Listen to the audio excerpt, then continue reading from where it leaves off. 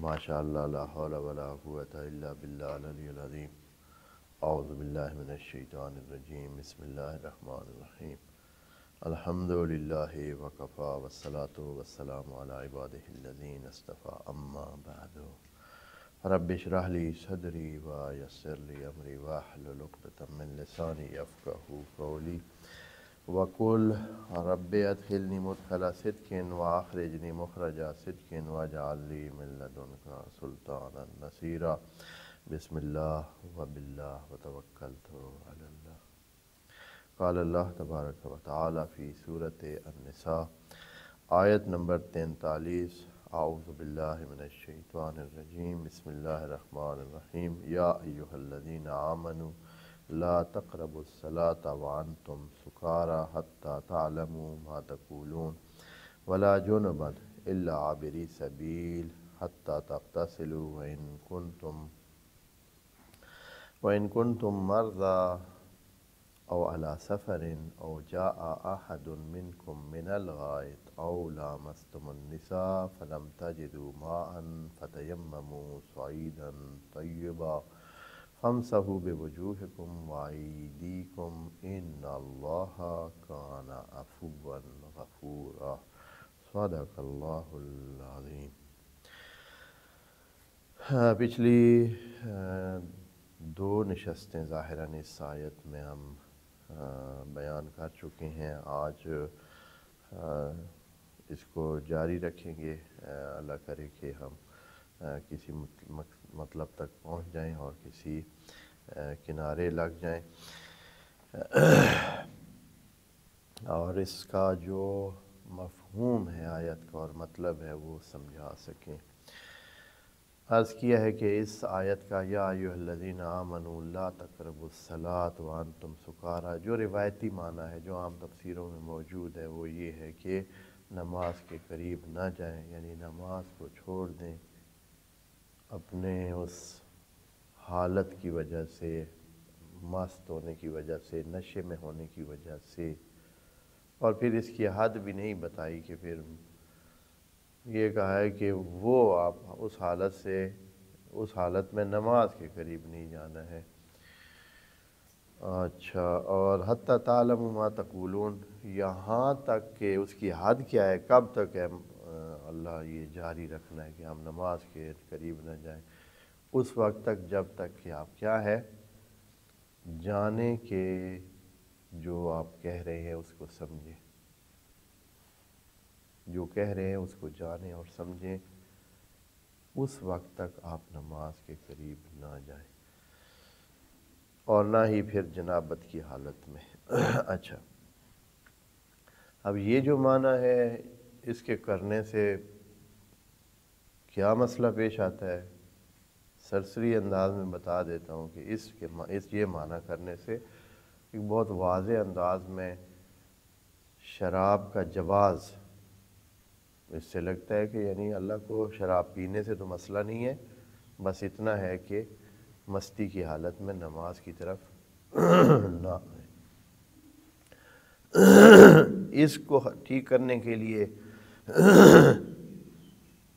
پچھلے علماء نے کیا کیا ہے، یعنی جو روایتی تفسیریں ہیں، انہوں نے کہا ہے کہ یہ شراب کی حرمت چونکہ یکدم نہیں ہو سکتی تھی، مسلمان یا وہ جو پہلے عادی تھے وہ اس کو چھوڑنا اتنا آسان نہیں تھا، ان کا بہت عادی تھے اور یہ کام اتنا آسان نہیں تھا، تو اللہ تعالیٰ نے اس کو 4 سٹیپ میں کیا، اور یہ کام کسی اور واجب کے بارے میں اور حرام کے بارے میں بھی نہیں کیا، صرف اس کے بارے میں کیا۔ بڑی عجیب سی انہوں نے جسٹیفیکیشن کی، یعنی وجہ کیا تھی؟ وجہ یہ تھی کہ اس آیت کا معنی جب یہاں سکارا کا وہ نشے میں ہونا اور مست ہونا کر چکے ہیں، تو نتیجہ یہ ہے کہ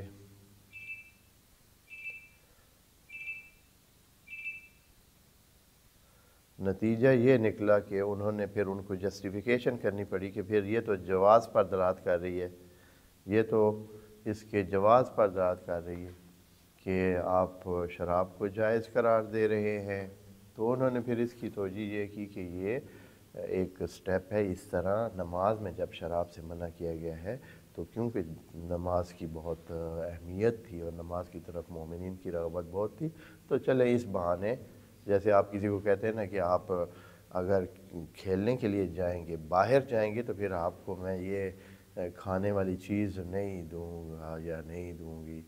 ہاں، ماں کہتی ہے بچے کو کہ اگر باہر نکلو گے تو پھر یہ کھانے والی چیز ابھی جو ہے نا پیچھے ختم ہو جائے گی، تو پھر وہ بچہ اس کھانے والی چیز کی وجہ سے کیا کرتا ہے؟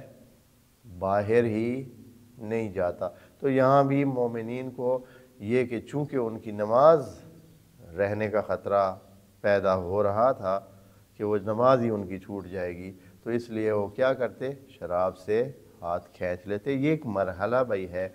تو اس طرح انہوں نے اس آیت کی یعنی پھنس جب گئے تو اس طرح انہوں نے پھر مانا، اس کی جسٹیفیکیشن کی کہ یہ اچھا۔ اب یہ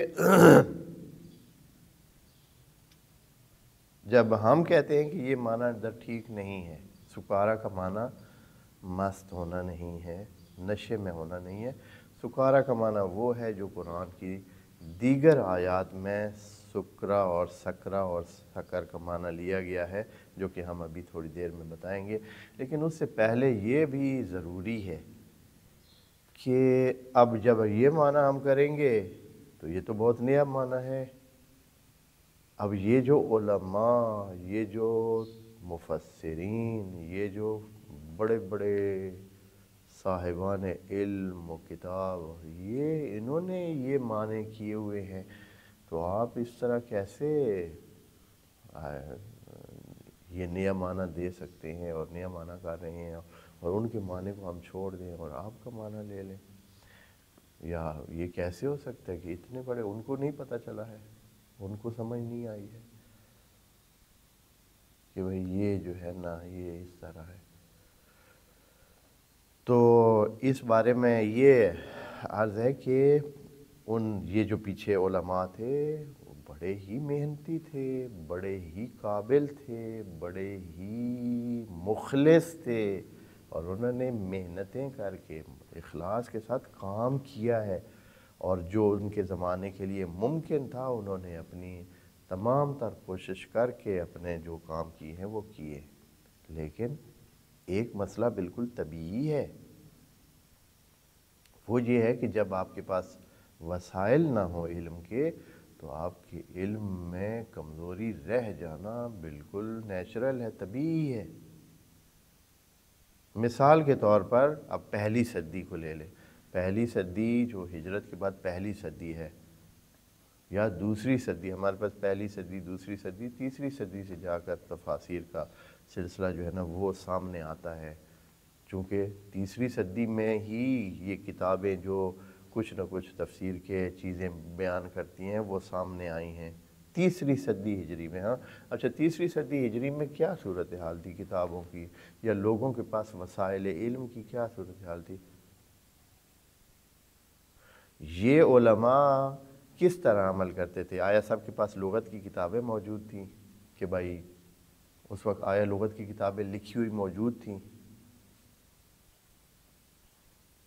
اگر تھیں لکھی ہوئی، جیسے کہ ابھی ایک دو کتاب ہے جو دوسری صدی کی لکھی ہوئی، جیسے العین ہے، المحیط ہے، یا اس طرح کی جو بہت پہلے کی کتابیں ہیں، لیکن آیا اس کے نسخہ جات سب کے پاس موجود تھے؟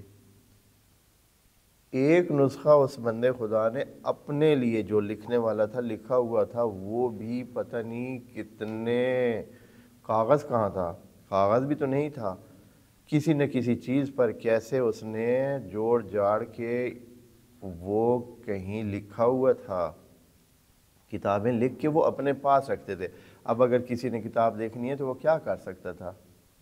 کتاب تو نہیں مل سکتی، بازار سے تو نہیں مل سکتی ہے، تو پھر وہ کیسے اس کا علم حاصل کر سکتے تھے؟ اس کا طریقہ یہ ہوتا تھا، صرف ایک واحد طریقہ تھا کہ نسخہ اتار کے کوئی لے جاتا، یعنی ایک بندے کو، وہ کاتب کو، لکھنے والے کو، لکھنے والے بھی بہت کم تھے، پڑھے لکھے ہوئے کام تھے، پھر لکھنے والے کام تھے، اس کو وہ تاجیر کرتا، اس کو جو ہے اس پہ لیتا، اجرت پہ لیتا، اور اس کو کہتا کہ جاؤ فلاں بندے کے پاس جس کے پاس یہ کتاب ہے، ادھر ہی 6 مہینے، سال، 2 سال بیٹھ کر یہ اتنے منوں کاغذ لگتا تھا۔ ابھی تو یہ کاغذ بہت پتلا آ گیا ہے، اور اس طرح کا جس کو آپ کے سامنے یہ مشینوں سے بنا ہوا کاغذ ہے کہ تھوڑا سا کاغذ ہوتا ہے اس طرح، لیکن یہی کتاب اگر یہ جو میرے پاس ابھی تقریباً 1 کلو سے کم، 800 گرام 700 گرام کاغذ پر مشتمل کتاب ہے، اگر یہ جو لکھائی اس کتاب میں ہوئی ہے، جتنے اوراق اس کے ہیں، اگر اتنی ہی لکھائی اس زمانے کا جو کاغذ ہاتھوں سے بنا ہوا ہوتا تھا، یا چمڑا اس کا ہرن کا یا دوسرے کوئی اس طرح کے چمڑے لے کر اس کے اوپر لکھتے تھے، ہاں، تو اس کو لیا تو یہ منوں بن جاتا تھا، منوں کاغذ، یعنی بعض اوقات سینکڑوں کلو کاغذ جتنا، تو کون ایسی اتنی زحمات کر سکتا تھا؟ کس کے پاس اتنے وسائل تھے؟ کس کے پاس اتنا زور تھا کہ وہ ہاں کہتا کہ ٹھیک ہے جی میرے جتنے بھی لگ جائیں؟ یہ صرف بادشاہ کروا سکتے تھے، یا بہت بہت بہت متمول صاحبان علم، ویسے بھی ہمیشہ تقریباً درمیانے طبقے سے متعلق رہے ہیں، اور ان کے پاس اتنے وسائل نہیں ہوتے تھے کہ یہ اس طرح کرتے۔ تو بہرحال یہ وجہ تھی، یعنی ان کی بس دسترس نہیں تھی۔ اور پھر وہ کیا کرتے تھے؟ یہ جو انہوں نے لکھا ہے وہ کس سے لکھا ہے؟ جو کچھ انہوں نے اتنی کتابیں لکھی ہیں اور تفسیریں کی ہیں، یا تفسیر سے ہٹ کر بھی بہت سارے جن علوم پہ یا جنہوں نے بات کی ہے، تو کیسے کی ہے انہوں نے؟ تو جو کچھ ان کے ذہن میں تھا، جو کچھ ان کے ذہن میں ہوتا تھا، جو کچھ انہوں نے اپنی مسلسل بحثوں سے، باتوں سے، تحقیقات سے، اپنی سمجھ سے، جو کچھ انہوں نے جمع کیا ہوا تھا ذہن میں موجود ہوتا تھا، اسی سے استفادہ کرتے تھے۔ اور ذہن میں جو کچھ موجود ہوتا ہے دوستو، وہ عربی مبین ہونا اس کا ضروری نہیں ہے، وہ لسان العرب ہو سکتا ہے، لسان العرب۔ یہ فرق ہے، قرآن عربی مبین میں ہے، قرآن میں بار بار اللہ تعالیٰ نے کہا ہے کہ یہ عربی مبین ہے۔ لسان العرب ذرا مختلف ہو سکتی ہے، بعض اوقات اکٹھی دونوں بھی، عربی مبین اور لسان العرب، بلسان عربی یا لسان العرب، دو چیزیں ہیں، کبھی ایک بھی ہو جاتی ہے، یعنی لسان عربی اور لسان عرب ایک بھی ہو سکتی ہے۔ میں مثال دے کر سمجھاؤں گا تاکہ سمجھ لیں، یہ چیز پیش آ سکتی ہے۔ مثال کے طور پر ہمارے ہاں ابھی آپ کو کہا جائے کہ اخبار، ایسے میں لفظ کہتا ہوں اخبار، آپ کے ذہن میں کیا آیا ہے؟ اخبار سے آپ کے ذہن میں یہ جو چھپتا ہے روزانہ نیوز پیپر، جسے انگریزی میں کہتے ہیں نیوز پیپر، آیا ہے۔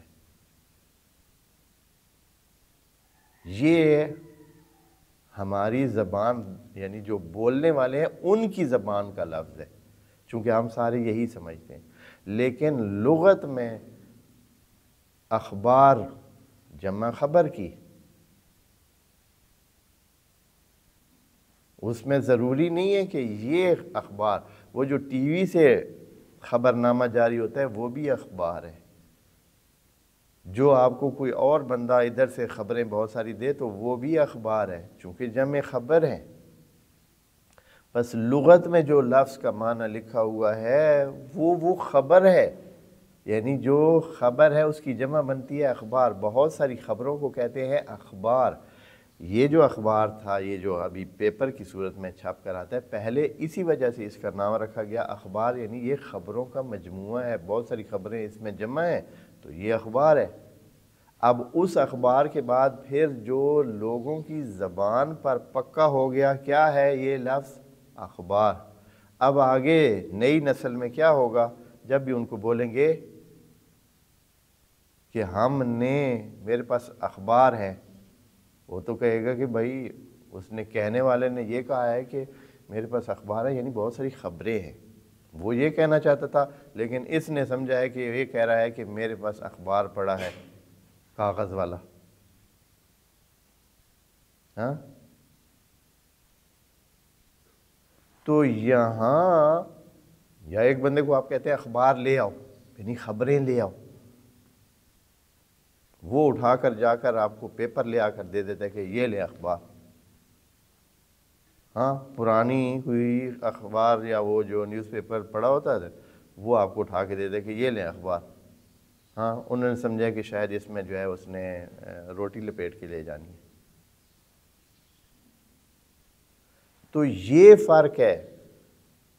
جب یہ بہت سارے مفسرین ابتدا میں، چونکہ بعد والے تو نقل کرنے والے ہیں، بعد والے تو اکثریت صرف یہ ہے کہ پچھلی تفسیروں کو دیکھ کر اگلی تفسیر لکھ دی اور اپنا نام مفسر لگا دیا. جو ابھی جن کے نام مفسر لگے ہوئے ہیں نا، مفسر قرآن، ان سب کی تفسیروں میں صرف یہی ہے، پچھلوں کی تفسیریں دیکھ کر اپنی تفسیر لکھ دی اور اللہ خیر صلی اللہ مفسر قرآن. تو جنہوں نے پہلے تفسیر کی تھی انہوں نے لسان عرب کے مطابق، سکارا اسی لیے یہاں سکارا کا لفظ خصوصی طور پر سکارا اس لیے کہ اس وقت کہتے اسی کو تھے. سکارا کہتے تھے مست کو، سکارا کہتے تھے جو نشے میں ہو اس کو کہتے تھے. سکران ہے بھائی یہ بندہ، یعنی مست ہے، نشے میں ہے. قرآن نے آ کر استعمال کیا لفظ کو اپنے اصلی معنی میں، وہ جو لغوی معنی ہے، وہ جو عربی مبین کا معنی ہے، نہ وہ معنی جو لوگوں نے لے رکھا ہے. اور یہ جو اخبار کی میں نے ایک مثال دی ہے، یہ ایک مثال ہے. آپ دیکھیں گے 20-30 مثالیں ایسے یعنی رائج ہیں. زبانوں پہ جو لفظ موجود ہوتا ہے اس کا معنی اور لیا جا رہا ہوتا ہے، جو اس کا معنی لغت میں موجود ہوتا ہے وہ نہیں ہوتا ہے. جیسے بوتل لے لے، ہاں آپ کسی بچے کو کہیں، کسی بھی جو تعلیم سے وابستہ نہیں ہے کوئی بھی بندہ، جاؤ ایک بوتل لے آؤ، اب وہ کیا لائے گا؟ ہاں آپ اس کو کہیں گے جاؤ بازار سے بوتل لے آؤ، تو وہ کیا لے آئے گا جی؟ وہ آپ کے لیے مشروب لے آئے گا. یہ جو مشروب عام طور پر دکانوں پہ مل رہے ہیں وہ مشروب لے آئے گا.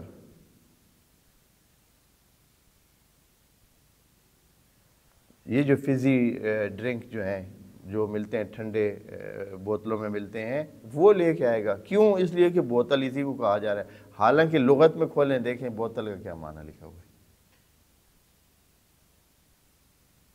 بوتل کا معنی لکھا ہوا ہے ایک خالی ظرف، چاہے وہ شیشے سے بنا ہوا ہو یا کسی اور چیز سے بنا ہوا ظرف خالی جو ہے اس کو کہتے ہیں بوتل، جس کا ڈھکنا بھی ہو.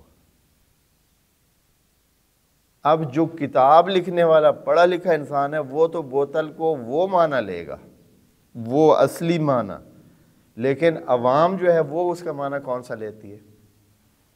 یہ والا، یہ جو نیا ہے.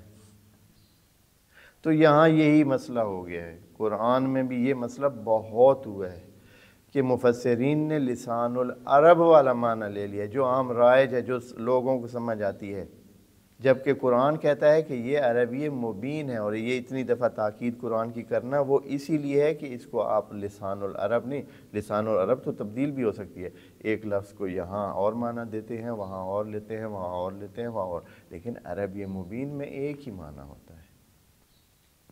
ہاں مشترک ہو تو اس کے معنی کئی ہو سکتے ہیں، لیکن اس کا معنی عربی مبین. تو یہاں اب جو سکارا کا معنی ہے، پھر ہمیں اب کیا کرنا ہوگا؟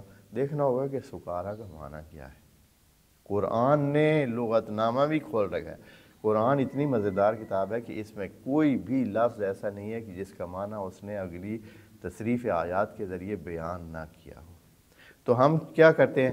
دیکھتے ہیں جی اس کا معنی جو ہے اسی قرآن میں کیا بیان کیا ہے.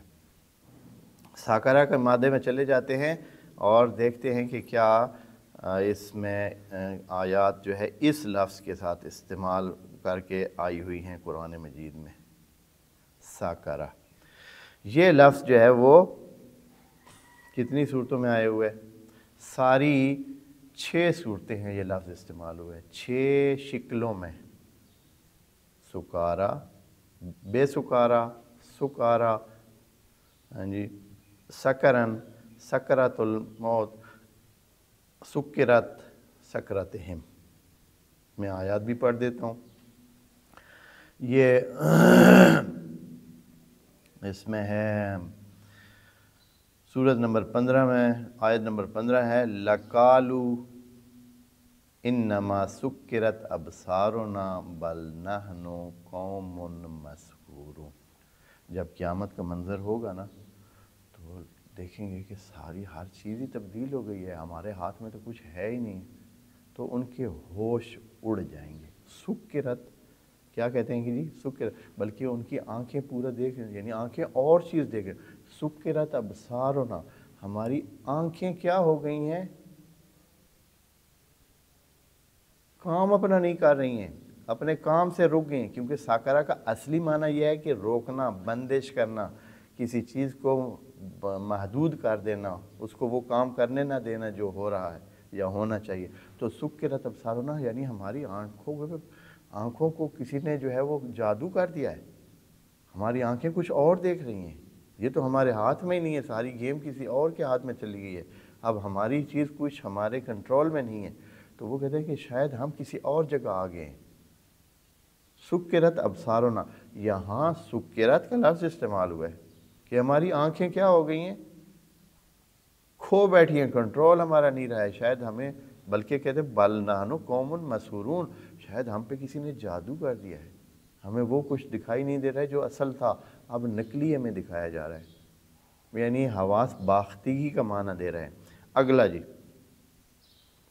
لامرو کا انہم لفی سکرتہم یعمہون. اللہ تعالیٰ نبی کی جان کی قسم کہتا ہے کہ یہ لوگ اپنے ان فی سکرتہم، ان حواس باختیوں میں گم ہیں،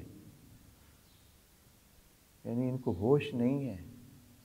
اب یہاں مست کا معنی نہیں ہے، یعنی یہ فی سکرتہم اپنے ان بے حواسیوں میں کیا ہے، یعنی مشغولیات میں، یعنی جنہوں نے ان کو کان، جیسے کہتے ہیں نا کہ کان خراشنے کا وقت نہیں ہے، اس طرح بزی کر رکھا ہے کہ ان کو ہوش ہی نہیں ہے، حواس ہی نہیں ہے ان کے. اچھا آگے کہتے ہیں کہ جی جو خود سکارا کا لفظ ہے اس کو دیکھ لیتے ہیں. خود سکارا کا لفظ ایک اور جگہ استعمال ہوا ہے، ادھر کیا استعمال ہوا؟ کہتے ہیں کہ یوم ترونہا، قیامت کے دن کا منظر ہے، کلپ ہے قیامت کے دن کا. یوم ترونہا، آپ دیکھیں گے اس قیامت کو یا قیامت. تذہل کل مرضعۃ عما ارضعت، کہ دودھ پلانے والی مائیں نے اپنے بچے، ان سے وہ غافل ہو گئی ہیں، دور ہو گئی ہیں، ان کو پھینک دیا ہے. دودھ پلاتے پلاتے اس کے ہوش ہی نہیں کہ بچے کو چھوڑ دیا ہے. دودھ پلاتے وقت ماں اور بچے کا بہت خاص قسم کا ایک تعلق ہوتا ہے، ایک بہت ہی جوڑ ہوتا ہے، ایک بہت ہی اپنائیت اور یکسانیت ہوتی ہے، ان میں بہت قرب ہوتا ہے. تو اس وقت وہ دودھ پلاتے ہوئے چھوڑ دے گی بچے کو، قیامت کی اتنی صورتحال ہوگی. اچھا وَتَضَعُ كُلُّ ذَاتَ حَمْلٍ حَمْلَهَا، اور جن کے پیٹ میں بچے ہوں گے وہ ان کے پیٹ سے گر جائیں گے. حیوانات ہیں، انسان ہیں، پیٹوں میں جن کے بچے ہیں، یعنی اتنی شدت ہے قیامت کی، اتنی سختی ہے، اس طرح کے آثار ہیں کہ ڈر اور خوف اور رعب اور دہشت کی وجہ سے حتیٰ جن کے حمل ہیں ان کے حمل گر جائیں گے. قرآن کے الفاظ ہیں. وَتَرَى النَّاسَ سُکارا، یہاں لفظ آتا ہے اور آپ دیکھیں گے کہ لوگ کیا ہیں؟ سکارا ہیں. یہاں لوگ مست ہیں بھائی، یہاں لوگوں کی کیا کیفیت ہے؟ وَتَرَى النَّاسَ سُکارا، آپ دیکھیں گے کہ لوگ کیا ہیں؟ بدحواس ہیں. کیا ہیں؟ حواس باختہ ہیں، ان کے ذہن اڑے ہوئے ہیں، ان کو یعنی ان کا کنٹرول اپنے ذہن پر نہیں ہے، ان کو سمجھ نہیں آ رہی ہے کہ وہ کریں کیا. بدحواس ہوئے ہیں. وَمَا هُمْ بِسُکارا، خدا کریم فرماتا ہے کہ اصل میں یہ مست نہیں ہے، یا یہ اس طرح نہیں ہے. یہ کہ بھائی نہیں سمجھدار ہیں، ٹھیک ٹھاک ہیں. آپ ان کو سمجھ رہے ہیں نا, یہ جو بدحواسیاں دکھا رہے ہیں, یہ انہیں سمجھ نہیں آ رہا کہ کیا کریں کیا نہ کریں اور کدھر جائیں کدھر نہ جائیں, اور ایک قسم کی خلفشار اور ذہنی خلفشار کا شکار ہوئے ہیں. تو یہ اس طرح نہیں ہے. بس اللہ کیا وجہ ہے؟ اللہ فرمانا چاہتا ہے کہ یہ ٹھیک ہیں, سمجھدار ہیں, ابھی بھی ان کو سمجھ ہے, بالکل ٹھیک ہیں یہ. اچھا اے اللہ پھر انہیں کیا ہے؟ آپ لوگوں کو جو یہ نظر آ رہے ہیں کہ ایسے بدحواس ہوئے ہیں, حواس باختہ ہوئے ہیں, تو انہیں کیا ہے؟ کہتے ہیں کہ وَلَٰكِنْ عَذَابَ اللَّهِ شَدِيدٌ. مسئلہ یہ ہے کہ اللہ کا عذاب اتنا شدید ہے, جس کو دیکھ کر, جس کا سن کر یہ حواس باختہ ہوئے بس. ٹھیک لوگ ہیں, سمجھدار لوگ ہیں, تو انہیں دیکھ رہا ہے, تجھے لگیں گے کہ یہ جو ہے نا بدحواس اور حواس باختہ ہے. تو یہاں معنی کیا لیا ہے اللہ تعالیٰ نے؟ یعنی حواس باختہ ہونا, بدحواس ہونا, یعنی سوچوں کا اکٹھے نہ ہونا, پتہ نہ چلنا کیا کرنا ہے کیا نہیں کرنا ہے, کدھر جانا ہے کدھر نہیں جانا ہے, یہ صورتحال ہے. تو یہی ہم آتے ہیں اس لفظ کو, اس سے زیادہ اور نہیں ہے. پھر ایک اور آخری بھی وہ بھی پڑھ لوں کہ لَأَمْرُكَ إِنَّهُمْ لَفِي سَكْرَتِهِمْ يَعْمَهُونَ, یہ بلکہ پڑھ چکے ہیں. ایک اور لفظ جو رہ گیا ہے وہ یہ ہے کہ وَجَاءَتْ سَكْرَةُ الْمَوْتِ بِالْحَقِّ. یہاں سکرۃ الموت کا, موت کا سکرہ آئے گا اور وہ بھی حقیقت ہے. اچھا موت کا سکرہ آئے گا یعنی کوئی ایسی صورت ہوگی کہ انسان وہاں مست ہوگا, نشے میں ہوگا؟ نہیں, بدحواس ہوگا, حواس اس کے اڑ جائیں گے, اس کی ہوش و حواس نہیں رہے گا. سکرۃ الموت جو ہے, جو موت کا ایک سکرہ ہے, یہ نشہ نہیں ہے, مستی نہیں ہے, بلکہ کیا ہے؟ حواس باختگی اور انسان کا اپنے ہاتھ سے کنٹرول چلے جانا ہے, یہ مراد ہے. پس سکران کا مطلب یہ ہے کہ جب انسان سوچنے اور سمجھنے کی صلاحیت نہ رکھتا ہو, یعنی وہ اپنے اتنی سوچوں میں ذہن کو بھرا ہوا ہے اس نے کہ اب وہ صحیح سے جو کام کر رہا ہے اس کا اسے پتہ ہی نہیں ہے, جو کام کر رہا ہے اس کا اسے پتہ نہیں ہے. اس کو کہتے ہیں سکارا, حواس باختہ بندہ, ہوش باختہ بندہ, بدحواس بندہ. یہ تو یہاں اب معنی ہم کیا کریں گے؟ اللہ تعالیٰ فرما رہا ہے کہ جب نماز کی طرف آئیں تو بدحواس نہ ہوں, دنیا کے سارے جھنجھٹ سر میں لے کر نماز کی طرف نہ آئیں. تو پھر کیا کریں؟ اللہ کیسے کریں؟ حتی تعلموا ما تقولون, اتنا ہوش لے کر آئیں کہ آپ جو کچھ کہہ رہے ہیں آپ کو پتہ ہو. اور یہ کیوں کہا؟ اچھا یہ ہے کہ جس طرح انہوں نے روایتی مانا ہے اس کے مطابق تو یہ صرف ان لوگوں کو نظر میں رکھ کر, اس وقت کے جو مومنین تھے, مسلمین کو نظر میں رکھ کر آیت بیان ہوئی ہے. اے اللہ یہ قیامت تک یہ آیت ہے, تو ہم کیسے اس کا وہ معنی اتنا محدود کر سکتے ہیں کہ صرف ان لوگوں کے لیے ان کے حالات کو دیکھ کر یہ آیت آئی ہے؟ یہ قیامت تک رہنے والی آیت ہے, یا ایھا الذین آمنوا, قیامت تک. تو آج بھی یہ کہہ رہی ہے کہ اے انسانوں, یا ایھا الذین آمنوا, آپ جب نماز کی طرف آئیں تو ہوش حواس لے کر آئیں, ساری دنیا کے جھنجھٹ نہ لے کر آئیں, ساتھ بدحواس ہو کر نہ آئیں. نماز میں اللہ کا ذکر کرنا ہے. حتی تعلموا ما تقولون, جو آپ کہہ رہے ہوں آپ کو پتہ ہو. الحمدللہ رب العالمین کہہ رہے ہوں تو پتہ ہو کہ الحمدللہ رب العالمین کہہ رہے ہیں. یہ نہ ہو کہ ادھر سے اللہ اکبر کا بسم اللہ کہہ کر پھر اس کے بعد آپ کو پتہ ہی نہیں ہے. پھر اس وقت پتہ چلا جب آپ نے کہا السلام علیکم ورحمۃ اللہ وبرکاتہ. ساری نماز آپ نے پڑھ دی اور پتہ بھی نہیں چلا ہے کہ کیا پڑھا. سارے ہوش حواس آپ کے باختہ تھے اور آپ ادھر ادھر الجھے تھے, اور ساری جھنجھٹ ذہن میں لے کر ساری نماز میں چکر کھاتے رہے ذہن میں. یہ سکارا ہے. اللہ تعالیٰ اس حالت سے منع کر رہا ہے. انشاءاللہ اس آیت کو مزید بھی گفتگو اس پر کریں گے. والسلام علیکم ورحمۃ اللہ وبرکاتہ.